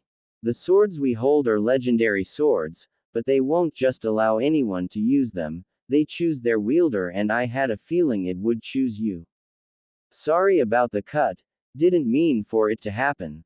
Before I go, let me tell you, there are many legendary swords in the world, so find them and master them, by Gaki. And with that the swordsman closed his eyes. You know he wasn't that bad. Sakura commented. Naruto nodded and sat down with Sakura next to him. She then decided to do something bold and kiss the blonde on the cheek, making him flush. Thanks for saving me, Naruto-kun. She leaned on his shoulder while waiting for their sensei. Naruto was laying down on top of the monument of the Yondaime with many thoughts running through his head. He was pissed at his emo teammate, and happy about the news he received. -2 hours ago, Team 7 was in the Hokage giving reports about the mission. Kakashi was worried through the whole trip back. Naruto hadn't said a word to him or Sasuke, but would have casual conversation with Sakura. He even let Naruto have all the weapons from the bandits Sasuke defeated as punishment for the Uchiha's action towards Sakura. And speaking of said girl, Sakura's feelings for the two boys had done a 180, or should he said 200. While she never really hated Naruto, she was now reliant for the blonde, looking at him in a new light after his past actions. Naruto protecting her was a real eye-opener for her, and now she had a crush on Naruto or something more. As for Sasuke, Sakura had complete disdain for the boy. She couldn't even say his name without lacing it with venom. He was wondering if he could get them to work together for the Chunin exams in a few months. After finishing explaining about the mission, Kakashi was eyeing his leader to see his reaction, and as expected he was pissed. I see, for Sasuke Uchiha punishment, half of his mission pay will go towards Sakura Haruno. Hiruzen declared, making seethed. You can't do that. But the Uchiha was cut off by high killer intent. You better watch how you speak to me, boy. You may have the council under your feet but not I. When I say something, you listen. Clear. Sasuke nodded his head weakly from the pressure of the key. Good. Now Team 7, you are dismissed, except for you, Naruto. I believe we have a promise to fulfill. Kakashi and the emo proceeded to leave, but Sakura stayed holding Naruto's hand tightly. Naruto figured this would happen, signing he turned his attention towards the Hokage. Gigi, is it okay if Sakura stays? I don't mind her listening. Naruto asked, surprising Hiruzen and Sakura. Are you sure, Naruto-kun? I understand this is personnel for you. Sakura looked at Naruto with a guilty look. Whatever they were about to talk about was a private matter and she was feeling bad being here. It's okay, Naruto-kun, I don't have to be here. I'll just. It's fine, Sakura-chan, I trust you. After all, we're friends now and I was going to tell you anyway. Naruto said, giving her one of his warm smiles, causing the girl to blush. Alright, if you insist. Now as of promise I will tell you about your mother. Sakura whipped her head towards the Hokage and back at Naruto, seeing a little excitement from his eyes. Your mother is not originally from this village, she's from Uzu just like the rest of your clan. But she was the sole survivor. Your mom was most likely the strongest female in the village next to Tsunade. Her name was Kushina Uzumaki, she was feared for her fuinjutsu, and kenjutsu. She had as much chakra as you and unlimited stamina. In the village, she was known as the Red Habanero for her fiery personality and red hair. But on the battlefield, she was known as the Red Death of Konoha. And just so you know, she and your father loved you very much, the Sandaime finished. Naruto gave a real smile with tears coming out his eyes. He was glad he was loved and wanted. He also found it pretty awesome to be in a clan. Sakura smiled for her new friend, and gave him a warm hug, which was returned. And my father? Naruto asked, letting go of Sakura to the girl's dismay. I'm sorry, Naruto, but on your father's orders, I was told not to give you any information regarding him until you reach Chunin. Also, Sakura, this is a S-class secret, so only Naruto and I are allowed to share this information, understand? Sakura nodded. He turned his attention to Naruto and signed. Present time. Naruto still hasn't confronted the Uchiha about his action, and it wasn't helping that a certain fox was telling him to kill the emo, which he was considering. While he was in thought, he didn't notice a shadow approaching him with a seductive grin. Well, there you are, Foxy-kun, I'm glad I caught you alone. Before Naruto could get up, he was straddled by Anko. Anko-chan, what are you doing here? Not that I don't miss you. I was looking to ask you something, but the look on your face tells me you're upset. Want to talk about it? Anko asked in concern. Naruto signs and begins to explain what took place on the mission. Anko was quiet for a while, processing what she heard, then started leaking killer intent. So the emo prick thinks everyone is beneath and should be sacrificed for his cause. Well, I bet your precious Anko-chan can change his mind. Don't bother. If you touch him, the council of douchebags will be up your ass. And frankly, it's not worth it. True. Those Uchiha kissers will do anything for their emo overlord. Anko said, but remember what she came for. Looking at Naruto still in a bad mood, she decided to do something about it. While straddling the blonde, she slowly started to grate her hip against his crotch, making Naruto blush. Hey Anko-chan, what? What are you? Ha! What's the matter? Ha, don't you like your sexy Anko-chan? Anko moans, happy that her plan was working, while feeling happy her favorite blonde was enjoying this. She started to go faster, while gasping for air. Naruto was getting turned on and grabbed Anko's hips to help her. He didn't know why this was happening but wasn't complaining. As Anko moved her hips, she felt something poked her entrance, through her panties, and smiled seductively. Someone's happy, but let's finish this. She kept going until both of them buckled their hips, moaning in sync, releasing their pent-up energy. The both were gasping for air, breathing lightly, staring into each other's eyes warmly. Anko-chan, not that I didn't enjoy it, but why? Naruto asked, regaining his breath. Because for one, it was hot. Naruto nodded in agreement. 2. You were stressed, so this the only way I can come up with. Anko paused for a moment and bent down and gave him a small kiss, causing both of them to blush. 3. I'll like you and was wondering if you wanted to go on a date with me. After 2 months of knowing you, I realized you were the only one who understood me. You treated me with respect and not like an outcast. Plus you're not uptight like most ninja, you value all your friends and I also like that prankster side of you. We're the same, hated, scorned and branded with a seal we didn't want. I feel safe with you. I feel like I can understand you as much as you can understand me. I never felt this way before, so when I talked to Kurenai, she said I loved you. I'm not sure if it's true, but I would like to give it a try, so what do you say? Naruto looked up into Anko's eyes and saw the desperation. He couldn't believe an older woman liked him and asked him on a date nonetheless.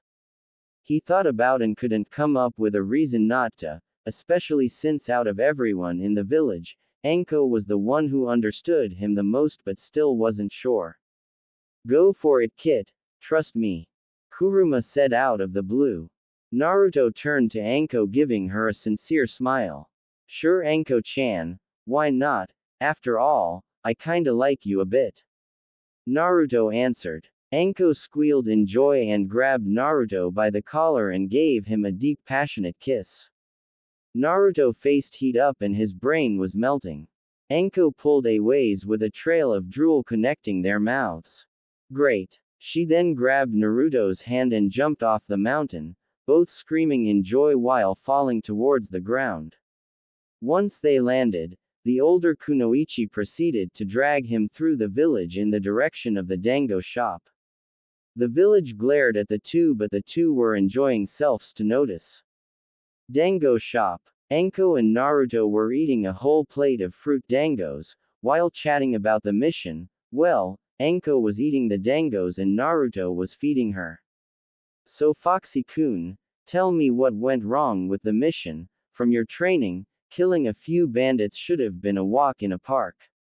It was easy, until the Uchiha decided to abandon the mission to boost his ego, and by exposing himself, almost got killed by a shinobi hiding among the bandits.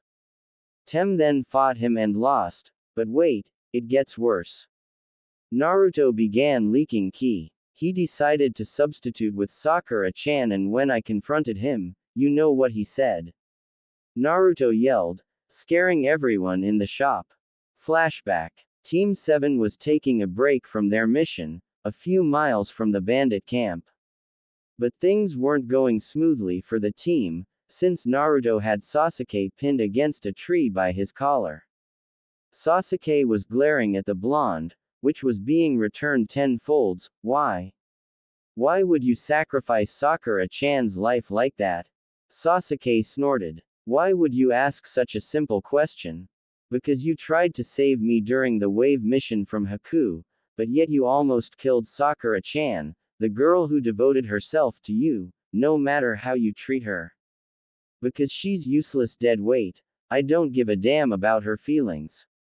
It's not my fault she likes me, and if she does, she should feel honored to die for me. After all, I'm an elite. And for the reason I save is to keep you alive until I surpass my brother. You might not have noticed, but I was conscious when you beat Haku. Your power was dark and hatred. You showed me my brother was right and I kept you alive to test myself against you, and when I almost died, I realized that I sacrificed my goal for nobody, me an elite.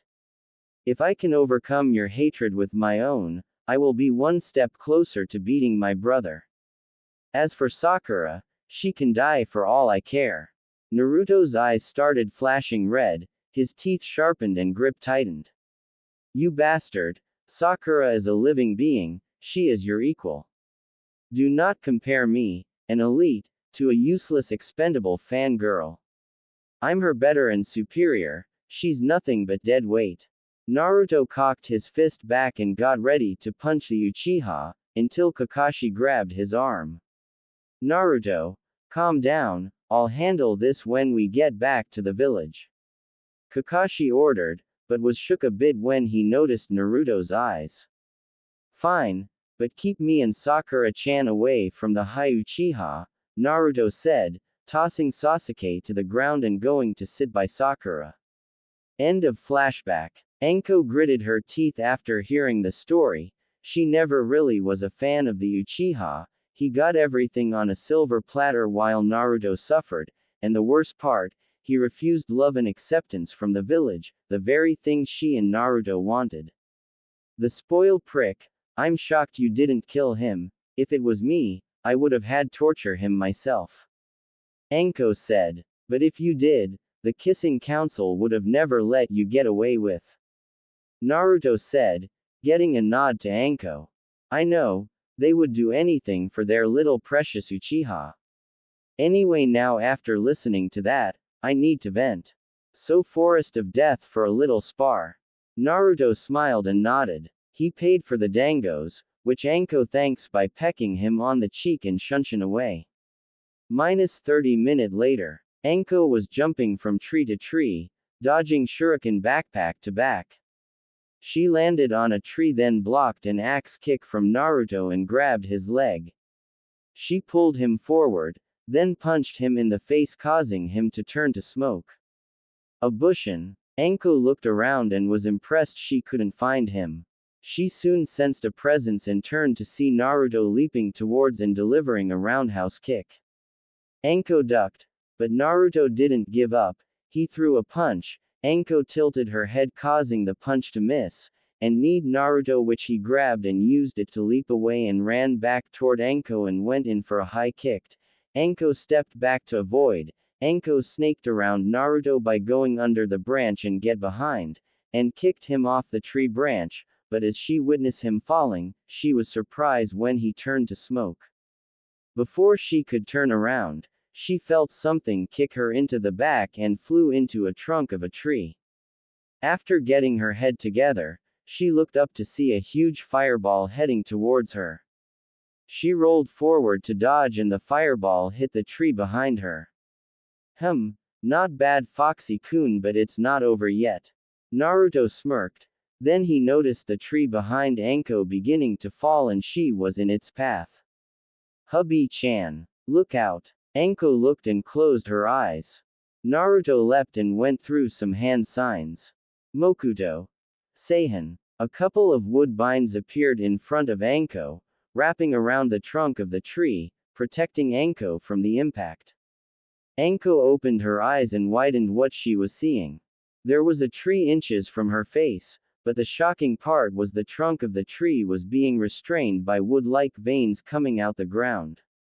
Naruto landed in front her, and grabbed her hands. Are you okay? Anko snapped out her dazed and looked at Naruto. Naruto-kun, you have the wood release. Naruto signed and nodded. Yes, Kurama said have the blood of the Senju and he awoke it a while ago, using his chakra as enhancer. Who's Kurama? Naruto pointed at his stomach. Oh, anyway, congrats on the bloodline and all, even though it's an inconvenience. Anko said, sitting down on the tree, hugging her legs. Naruto cocked his head to the side in confusion and sat next to her. What do you mean? Well, once people find out you have the ability of the Shodai, you will be put into the CRA, which means I have to share.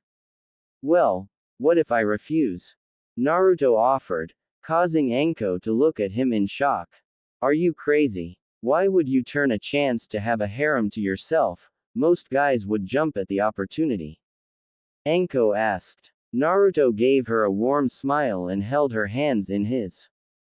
Because of you, you're the first person to confess to me, you understand me well, and just like you, I want people to love me for me, and not want me for a breeding stock. Naruto answered. Anko stared at the boy in front and was amazed at how big his heart was. There was someone who genuinely cared for her and would have her over countless women. Anko grabbed Naruto by his collar and pulled him into a kiss, no tongue, but it was deep and filled with a lot of emotion. After a few minutes, she pulled away from the crimson-red Naruto. Anko gave the blonde a real smile, making Naruto blush harder. I'm definitely falling for you, and thank you. But sadly you won't have a choice. Well, if I don't have a choice, then how about I let you choose the other girls I'm with? Will that make you feel better? You're really going out for me and it makes me happy. I'll accept the offer, and one more thing. She pulled Naruto into another kiss, but this one was quick. That's for saving and thinking about my feelings. Anko said, leaning her head against Naruto. Both enjoy each other's company. Yamanaka's shop. Ino was sitting at the counter, reading a magazine since it was a slow day. She was looking for tips to improve her look to attract a certain Uchiha, while daydreaming about marrying him.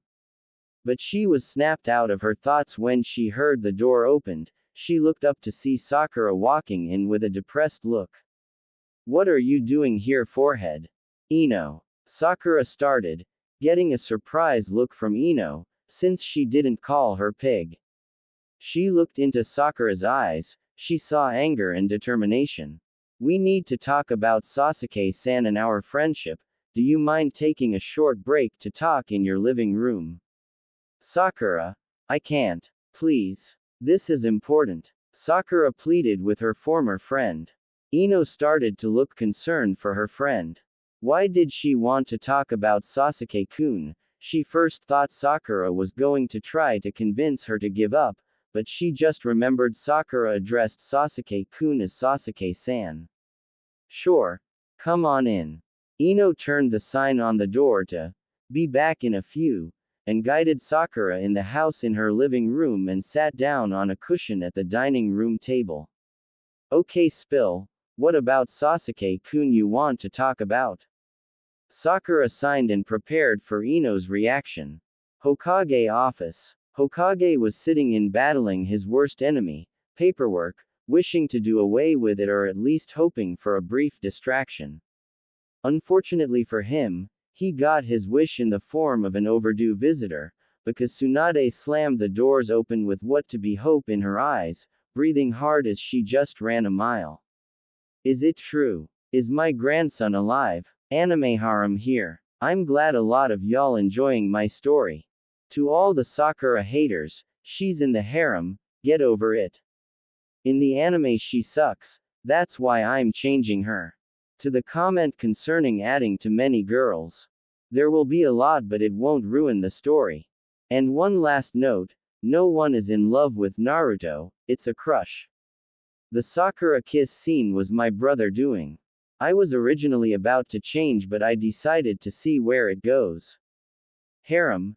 Anko, Yugao, Sakura, Ino, Tenten, Tamari, Hinata, Shizune. I put her in because she is so underused and I like her. Yugito, Samui, Kurosutchi and Fu. Undecided. Kin, Tayuya, Mei, Ayame, Kurenai, Conan. Also I'm working on a Naruto fanfic, where he has two sisters, all three are triplets. I was motivated for this story when I read one well Naruto had a twin sister but made her op and Naruto was the same. Hiruzen was shocked at the sudden appearance of his student. And what did she mean to her grandson? Hello Tsunade Haim, it's good to see that you are well, but what do you mean your grandson? Tsunade eyes widen a bit and sign as she pinches her temples. Kami have mercy on that pervert, I guess he didn't tell you. Tsunade took a seat in front of her sensei. I'm sure you are aware of Minato being Jiraiya's son. I am. From what I learned Minato was an orphan before Jiraiya came along and adopted him. That's not necessarily the case, Jiraiya didn't adopt him, he is his actual father. Tsunade stated, gauging his reaction. And as she thought, he took it as a surprise considering his pipe fell out of his mouth.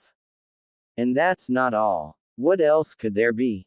And who's Minato's mother? Hiruzen asked. Tsunade was quiet for a moment before mumbling something. Do you care to repeat that? It's me. Tsunade answered. I'm his mother. After Dan's death, I left the village as you know. One night Jiraiya found me and we played a game of poker and we each made a bet. If I win, he would pay off one of my debts and if he won, I'd go on a date with him. As you know he won, and we went to a bar and had a few drinks, that's when things got dangerous. We ended up at a hotel and then the rest is history. Hiruzen nodded. Why didn't you return with Minato and how come no one knew? Because of Minato-kun, I told him about his family and the village. He was excited and wanted to become a shinobi for the village. He knew of my disdain and told me to come when I'm ready. Funny, right? I'm his mother and he was concerned for me and my image. He kept his status a secret, that way he wouldn't be forced in the CRA, and for my image, that way no one would think I would abandon him. But, her fist clenched in anger as she gritted her teeth. When Jiraiya told me about Kushina being pregnant, I was ready to return, and when I did, I was surprised to see he was marrying a Uzumaki.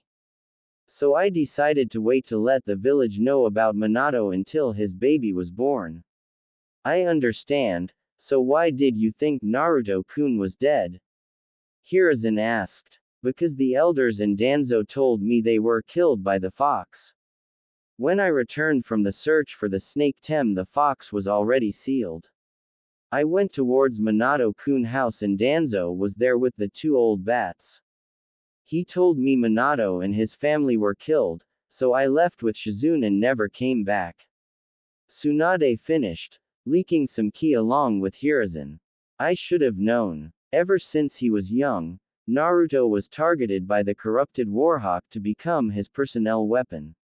He even gained control of the civilian council with the help of my former teammates. I swear I'm getting too old for this shit. Well, how was his life here in the village? He was the son of Minato-kun, so I hope he wasn't spoiled. Tsunade asked eagerly. Hiruzen started to sweat a bit. Well, you see, Yamanaka's residence. Ino was staring across her dining room table at Sakura after Sakura informed her about her mission with her team. The platinum blonde couldn't believe that her Sasuke would use Sakura as a sacrifice, and to make things more surprising, Naruto, the former dead last, jumped in front of the Pinkett and took a hit. Ino, I know how you're feeling right now, but I think you should give up on Sasuke.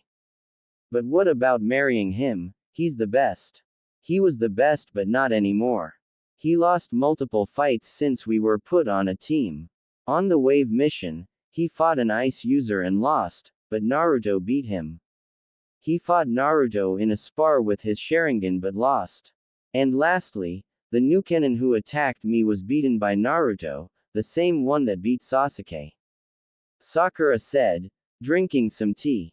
Ino was amazed. She always believed that Sasuke was the ace of Team 7, but it seems Naruto was stronger and she didn't want to admit it, but she found it romantic that Naruto took a hit for Sakura, like a knight for her princess.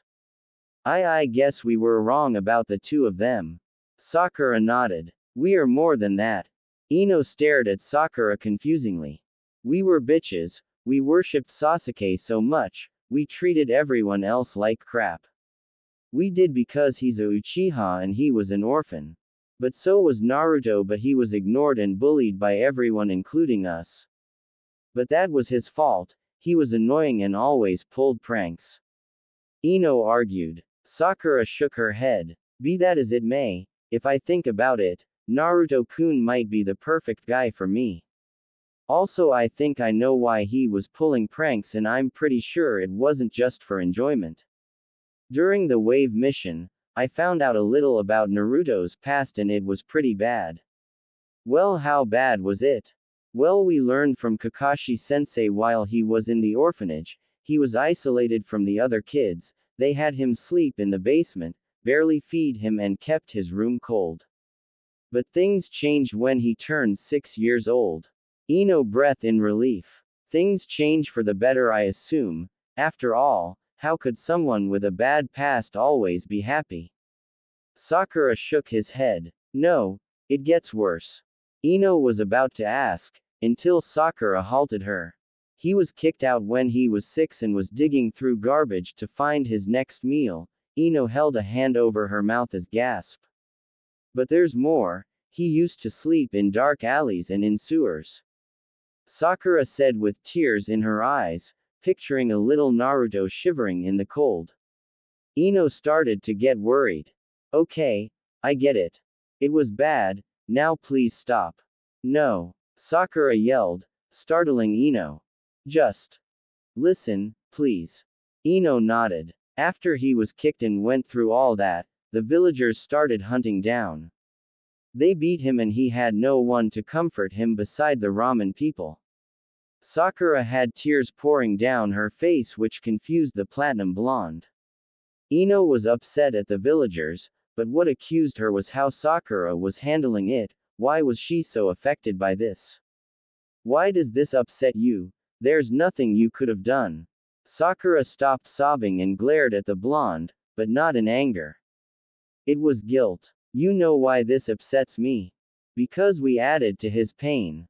Ino's eyes widen. He was called a demon by the villagers and in the academy we made fun of him when he wanted friends. And what's worse, my mom wanted me to be friends with him, but I followed the crowd because I didn't want to be made fun of. Ino was now sobbing at the guilt she was feeling. But he was annoying, and was a idiot. Ino tried to defend. Remember all those pranks? I do, and you know what else I remember? Naruto-kun never pranked us. He never did anything to us. So why was I so bothered by it? For Kami's sake, we treated Kiba better than Naruto. Kiba, who I remind you is a pervert and looks down on women. Ino started to rub her eyes, trying to wipe away the tears. Kakashi told me the only reason he pranks people is for attention. He didn't like being ignored and glared at, so by pranking, he was looked at as an annoying kid. Ino finished. Ino never thought about it before. Naruto never targeted kids for his pranks, only adults, and now hearing this, they probably deserved it.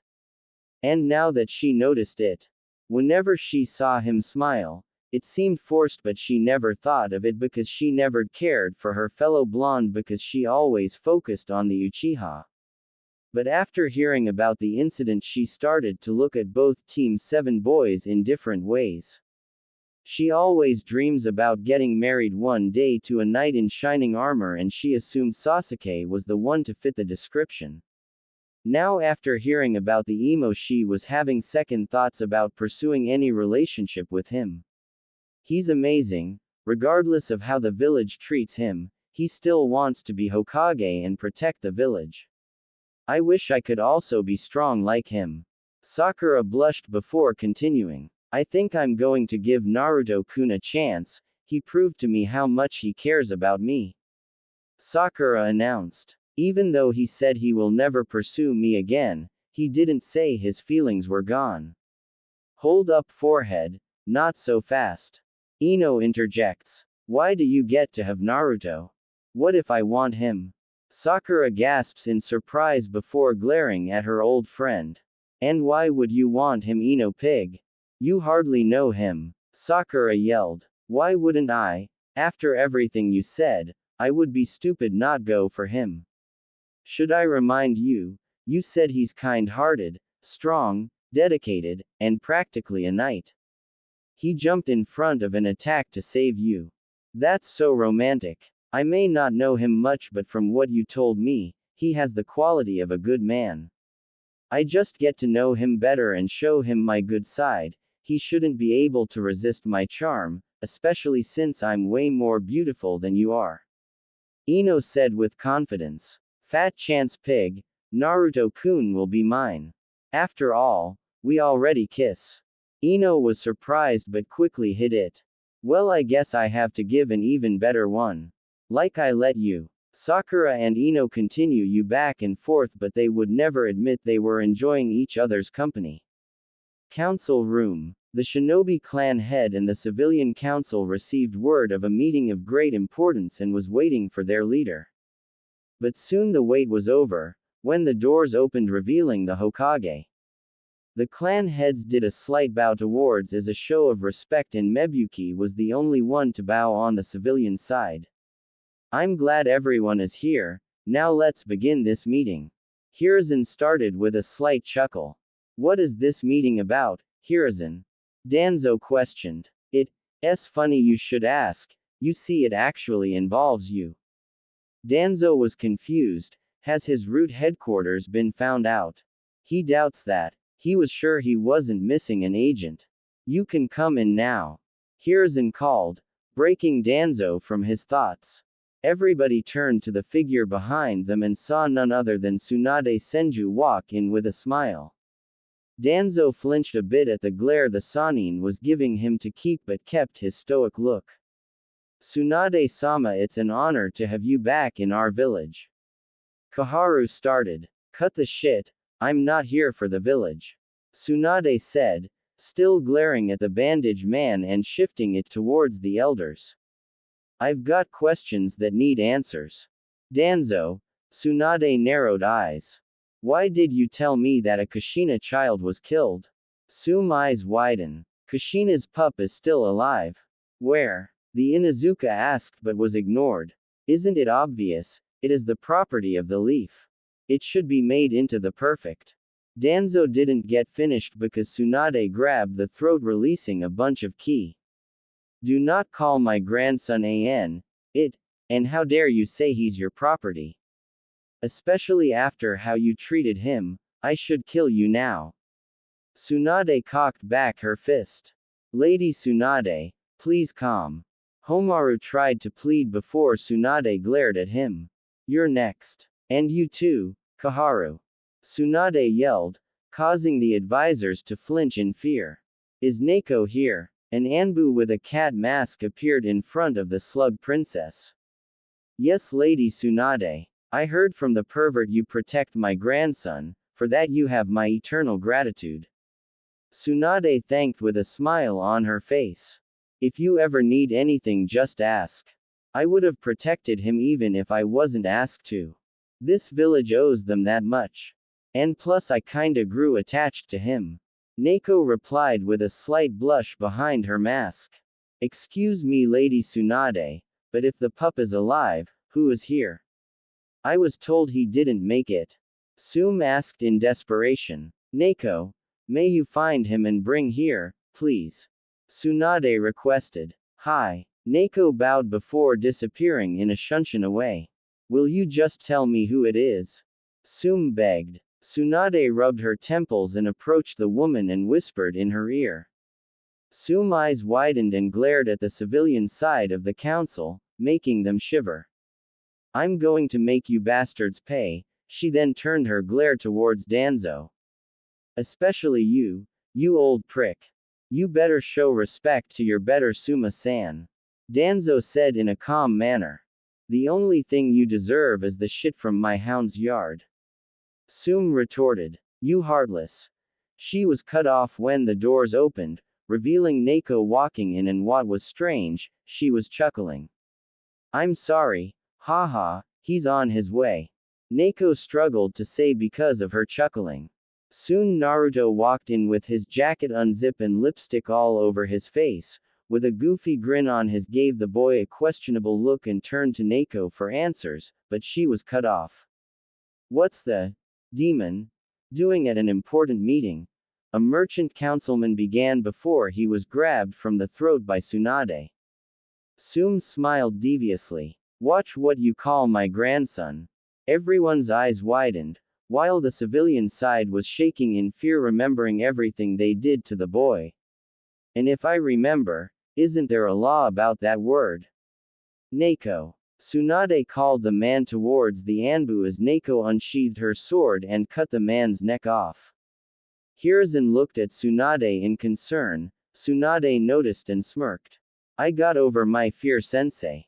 Hiruzen nodded and turned to Naruto, who was still in a daze. Neko, what's the matter with the boy? Neko started to laugh. Anko, sir. Hiruzen quirked an eyebrow. Apparently those two are a thing. All the males beside Danzo looked at Naruto in amazement. Naruto soon snapped out his gaze and realized he was in the council room. He was about to ask why he was here when he was suddenly swooped up by his feet in a huge hug. Naruto-kun, you're alive, I can't believe you are alive. Naruto was suffocating, gasping for air. Of course I am, who are you, lady? Tsunade sat him down and wiped a stray tear. Sorry, I was happy to see you. Why? Allow me to introduce myself. My name is Tsunade Senju, one of the Sannin, but most importantly, She bent down and kissed his forehead, making him blush. I'm your grandmother, Tsunade Senju, as in the granddaughter of the. Naruto paused and registered what he heard. Wait, did you just say? I'm your grandmother. Tsunade smiled. Naruto started to shake. Why? Tsunade gave him a confused look. Why weren't you here for me? Did you hate me like everyone else? No. Tsunade answered with tears of her own coming out. I would have been here for but. She started releasing ki, startling everyone. I was told by some soon-to-be dead fools, that you perished the night of the attack. She stopped the ki and gave Naruto a soft hug which he returned. I love you. Naruto was crying in the crick in her neck, very happy. Everyone gave them a moment before both the blondes calmed down. Wow, I can't believe I have family and it's a Senju. The shinobi clan heads, Hokage, Mebuki and Tsunade all smiled at the boy, happy for him. There's no way those two are related. Tsunade is a princess and the boy is nothing but garbage. Another council said, making the rest nod in agreement. He must have hypnotized her. Kit, show them, Kuruma suggested. Naruto smiled at the idea even though he wanted to keep it a secret. If I'm not a Senju, how can I do this? Mokuten. Moku Bunshin no Jutsu. Naruto said, making a wood clone of himself, receiving gasp in return. You have Ji-chan bloodline. Tsunade asked in shock. That's right, Ba-chan, which reminds me. Naruto turned to face the Hokage. I would like to be in the CRA. Naruto shocked everyone. I agree, it'll bring great strength to the leaf to revive the Mokuten, Senju and Uzumaki clan. Danzo said. Well, I don't. We shouldn't have any more demon spawns running around. The stupid councilman started before he was beheaded by Neko. Hiruzen looked at Naruto and nodded for him to continue. But there is a condition. Everyone waited for Naruto's condition in suspense and grew nervous when he started to chuckle. You can come in now. Naruto called. Anko walked in with a huge sinister grin, matching Naruto's. Anko-chan have to approve of them. Hello Shinobi Council. Anko greeted with a bow, then the civilian council. Your royal assness. Why should the snake whore have the honor of such an important task, Uzumaki-sama? Another random councilman asked. Anko was about to jump up and torture the victim, but Naruto grabbed her hand and gave her a warm smile. For one, I don't want anyone trying to gain power using my clan status. The civilians grumble a bit. And two, Naruto pulled Anko by her arms and gave her a deep kiss, surprising everyone. Anko got over her shocked mood and returned the kiss by wrapping her arms around his neck. Naruto wrapped his arms around her waist, earning an extra moan from the snake mistress. Some of the men were impressed with the blonde, while Tsunade gave a questionable gaze. After 30 seconds of making out, they broke apart for air and Anko gave Naruto a seductive smile. Didn't know you were an exhibitionist. Anko then turned her head towards the council. Now listen up. I don't want no pansy girl trying to bed my Naru-kun for his status, or my snakes will have a full-course meal. So no fangirls nor loveless relationship. Anko declared, receiving nods of approval from the shinobi and glares from the civilians. Tsunade smirked and couldn't agree more. She was going to suggest the same thing, but the fact Anko suggested it was enough to earn some points in her book. Do we agree on Naruto being listed in the CRA? Everyone nodded, even the demon haters. Then it's decided Naruto Uzumaki will take part of the CRA, dismissed. It's been 3 days since Naruto met his grandmother, he was extremely happy. Once Tsunade found out he was living in an apartment at the Red District, she almost raised hell. She just needed that little push, and that push came in the form of a civilian who noticed Tsunade walking next to Naruto. He tried to pull Naruto away from her, claiming the demon was trying to taint their princess, and to make matters worse, more civilians joined in. It was safe to say, the hospital was almost full that afternoon. Naruto was happy, he had family, he had a new place to live, but the biggest surprise, he also had a new friend in Shizune Kato. If he could describe her in a way, he would say she is the opposite of Anko, which isn't good or bad. Shizune was calm, patient and level-headed. She was also a rational thinker. Naruto decided to learn about poison from her. He may not be able to do medical ninjutsu, but he could probably make poison and antidotes. Naruto had to be honest, he enjoyed Shizune company. She was the first female he met that wasn't brash, violent or weird. Shizune took to the blonde well, she enjoyed his company well. He was easy to get along with and fun to talk to. He reminded her of her uncle whenever he talked about being Hokage, and she respected how he valued bonds and cherished them as well. Tsunade had informed Shizune about Naruto being in the CRA and suggested she join. Shizune had blushed up a storm claiming she didn't know the boy. Tsunade gave a smirk that Shizune recognized. It means Tsunade was planning something. Tsunade ordered Naruto to go get some flower seeds and she forced Shizune to join. Shizune was blushing because she knew what her sensei was planning, but she did want to get to know Naruto more, so she went along with the plan. Do you know what kind of flower Ba-chan wants? Shizune nodded. She wants anything red, yellow and purple. Red for Uzumaki, purple for Senju and yellow is a secret, Shizune teased. Sign it's my dad, isn't it? Why won't anyone tell me who he is? Well, at first it was because we thought you couldn't keep a secret. But now that's not the case. What do you mean? Naruto asked. Shizune started to giggle. Well, you are training right now, and everyone assumes if you find out who your father was, you would be begging to learn his jutsu. Shizune answered. How strong are they? AS rank. Naruto pouted. Shizune giggled and rubbed his back. It's alright just to be patient, for me. Shizune asked. Naruto looked at Shizune and signed. Fine, I guess I can't ignore a request from a beautiful lady. Naruto said with a smirk when he saw Shizune blush. Nice one, Kit, you are finally stepping out of your cage. Kuruma complimented. Shizune calmed down and gave Naruto a sad look. You don't have to lie, I'm aware of my boyish look. Even with theses. Shizune pushed up her. Most guys don't pay attention to me. That's their loss. Shizune turned to Naruto and continued. You might not have big like other girls doesn't mean you aren't beautiful. I think you have a natural beauty. When I'm with you, I feel calm and relaxed with you. So don't worry, if no one wants you, I'll go out with you. Naruto said with a grin. Shizune blushed and gave Naruto a warm smile. She bent down and kissed his cheek. Well, how about we go out later? She said with a wink. Naruto blushed and nodded as they headed towards the flower shop. Yamanaka flower shop. Ino was annoyed. After her conversation with Sakura, she decided to look for her fellow blonde but couldn't find any trace of him. She wanted to get to Naruto, her future husband, a little better. After Sakura informed her about Naruto's action, she still found it very romantic and heroic.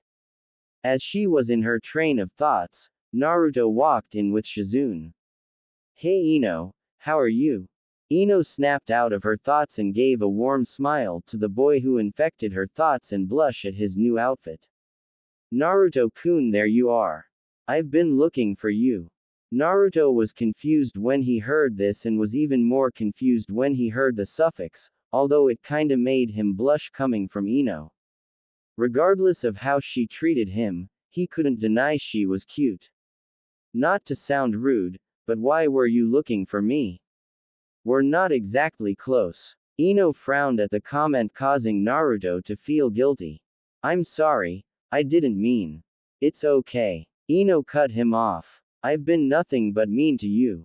I was looking for you because I wanted to apologize to you and get to know you better, especially after what Sakura told me about what transpired during your mission. After I heard about that, I wanted to get to know you, but I understand if you don't want to. Sure. In fact, why don't you come with us? I was showing Shizune-chan around the village and I'm sure she would love to talk to another female. We will come back for the seeds later. Naruto offers, turning to his female companion, who gives him a nod of approval. Sure. Let me close down and we can go. Ino said with a cheer and turned the signs on the door, then latched herself on Naruto's arm, surprising him. What are you doing? Naruto asked. Well, this is a date with two beautiful girls, so this is normal. Right. Shizune-san was it. Ino answered. Shizune giggled and held Naruto's hand. Right. So where are we going? Naruto chuckled and decided to take them to Akamichi Barbecue. When they got there, they sat at a table with a grill. So what are we eating? I'm ordering shrimp, beef, and pork. I'm not eating any meat, I'm on a diet and got to keep my figure. Ino answered, causing Shizune to give her a look of misbelief. What do you mean diet? Aren't you a kunoichi? Shizune asked. Well yeah, but I gotta watch my figure. Like you. Shizune pinched her temples. Ino-san, I never dieted in my life. It's unhealthy and it can lead to a kunoichi death. Shizune said, surprising Ino. But if you never diet, how do you have that beautiful body? Ino asked. Told you, you were beautiful. Naruto commented. Shizune blushed and coughed in her hand to regain herself. Thank you for the compliment, and to answer your question, I train. Training helps build up stamina and strength.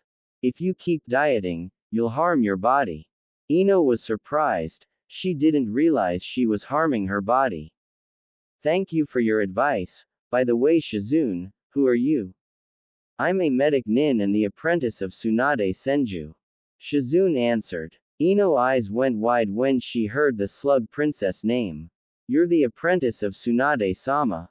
Ino practically shouted. Ino, Naruto. The two blondes turned to the voice and saw Sakura and Hinata looking at them. Hey forehead, Hinata-san. We were about to come see if you wanted to hang out with us. Hey Naruto, what are you doing here and who's this? Sakura said, while looking away from Naruto with blush.